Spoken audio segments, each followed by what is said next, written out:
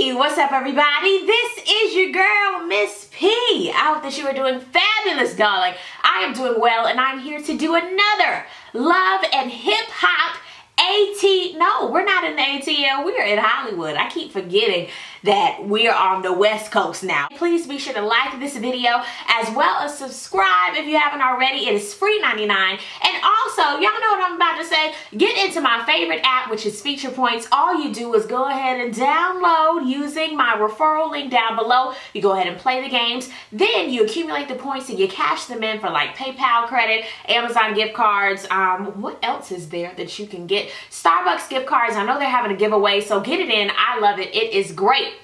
Holla, holla, holla. Did you guys see my ABC mashup number 3? You're gonna click right here on my face.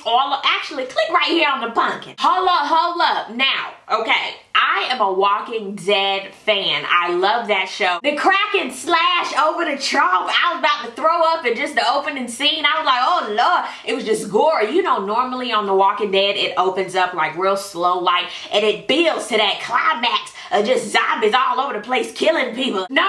It started over taking names, taking numbers, and cracking necks. I was like, oh shoot, Rick gonna die. Oh Lord. Carol.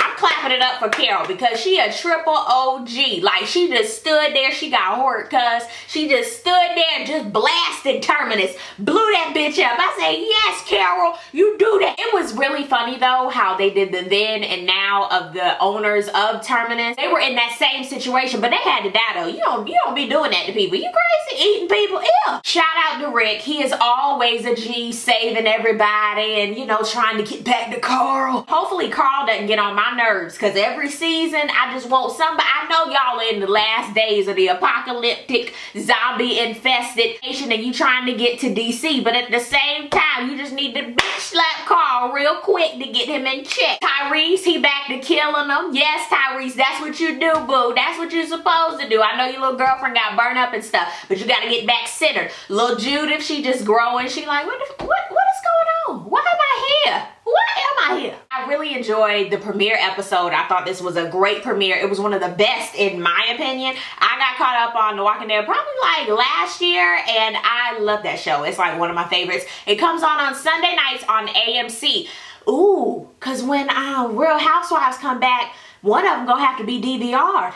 Oh shoot. Oh yeah, I'm supposed to tell you guys what I have on my lips. I have on, maybe it's Maybelline, of course, one of the Vivid collections. This is number 990. It's called Fuchsia Fierce. Yes, as far as what I was drinking while I was watching this episode, I wasn't drinking nothing. My pressure was up, I couldn't. This episode opens up, they're playing this sappy, I don't want to be with nobody, baby type of music. I was like, oh hell, who are we opening up to see? It's none other than Mr. Molly Ma and Miss Nikki, baby. She comes in and I guess he's giving her that Keith Sweat, I don't want nobody but you, baby, I love you, baby rendition. Nikki said, well, Molly said it's over and done with. And I'm gonna believe him because I love him.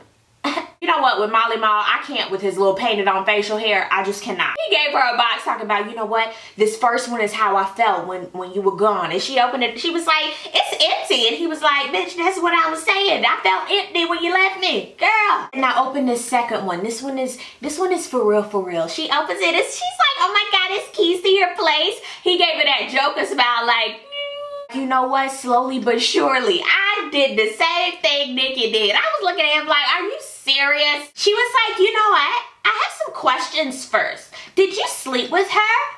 Nah. Did she suck your dick? Yes. Did you do anything back? No. Did you tell her you loved her?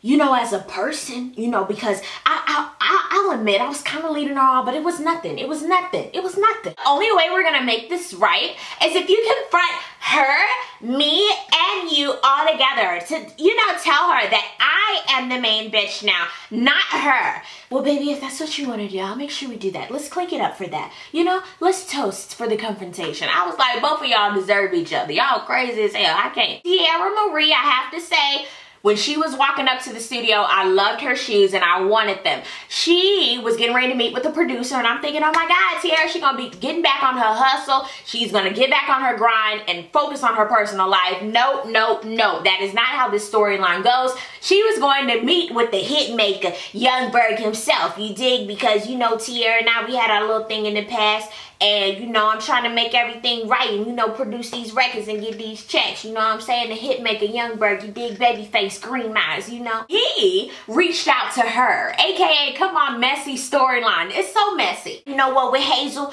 I don't care about Hazel. This is just business. You know what I'm saying? Getting these checks, the hit maker, green eye, baby powder, yeah. Hazel, she don't impact my breakfast at 7:30 in the morning. How she think she gonna, you know, look at my moves, see where I'm going, do what I do my dance Harlem shake on him. I was like, you know what, Young Berg, I cannot with you, young sir. Hazel-E is headed over to Masika's house so that they can drink and talk about how dudes ain't shad and what happened at the massage party. Hazel girl, leave Young Berg alone. Just do what you got to do. Do hair, start doing nails, sell some waist shapers. I don't know what you need to do, girl, but you need another hobby because this is not working with the whole Young Berg situation because we don't believe it. I love Masika just for her one-liner. She was like, and Nikki, I loved it. She was mad that Teairra didn't do anything at the massage party while she was dusting Nikki Mana'a. Girl, hold up. Teairra Marie told both you and Morgan that she was just going to be a spectator at these gladiator events. And I don't blame Teairra Marie. I'd have been sitting in the cut.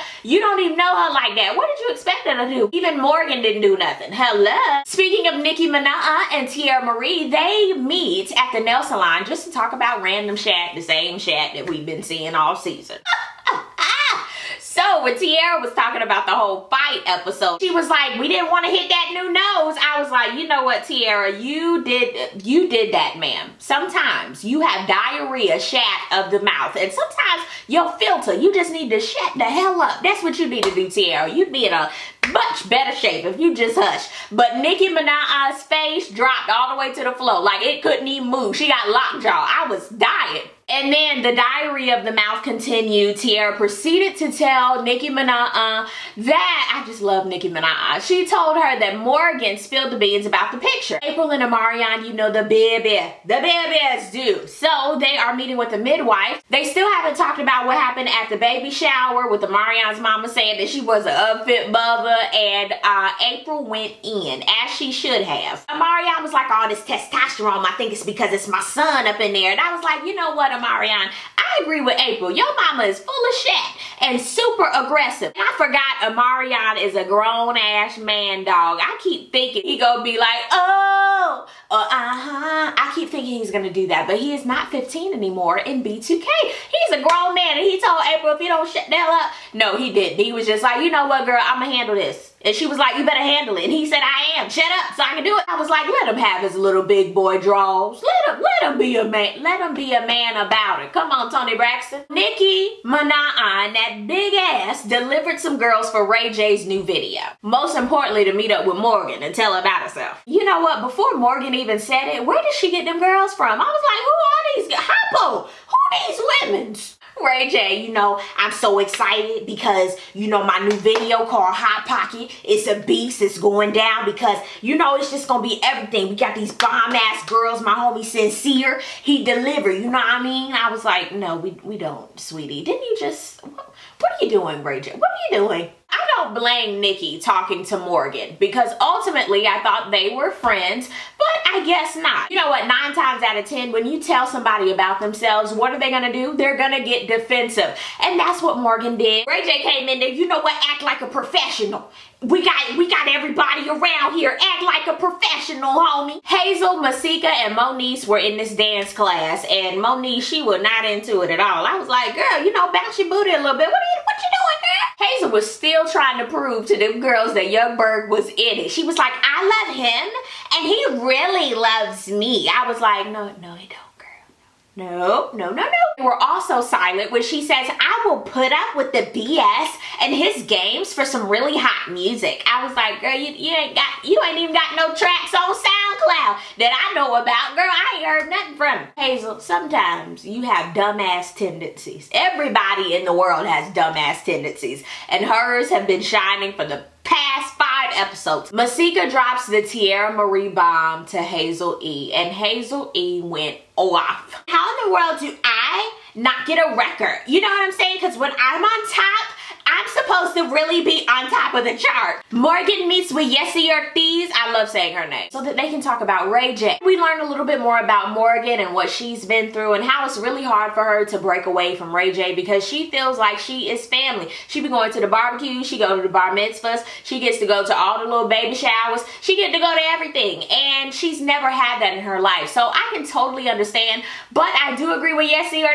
Girl, you are eventually going to have to be out on your own and be your own person and take care of you. And once you have that energy, this is something I totally believe. Once you are feeling that peace and that happiness within yourself, you can only attract people who want to have that peace and happiness too. So girl, you cannot be around crazy energy expecting wonderful energy. It's just not gonna work. Hazel-E confronts Berg in the park, not at her crib, to talk about the whole Teairra Marie incident. She was like, Berg, I should be the only bitch that you're working with. And he was like, you know what? I'm the hit maker. It don't happen like that. I can't just be working with you. Hazel, here's another nugget of love.